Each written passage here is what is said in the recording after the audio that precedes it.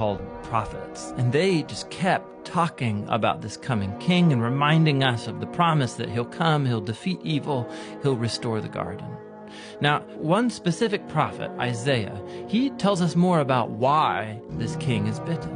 Isaiah says that the promised king receives this wound because of humanity's evil, and that it kills him. But then all of a sudden he comes back, and Isaiah says it's because he suffered this wound that he can now become a source of healing to other people.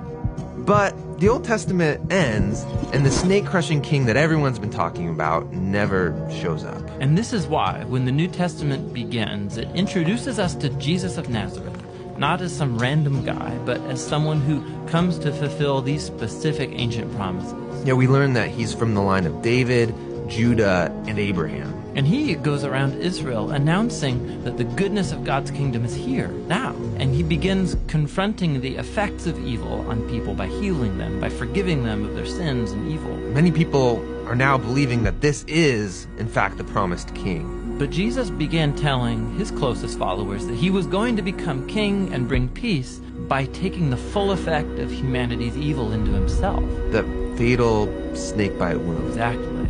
And so it seems like the serpent wins. And this story actually would be a tragedy except for what happens next.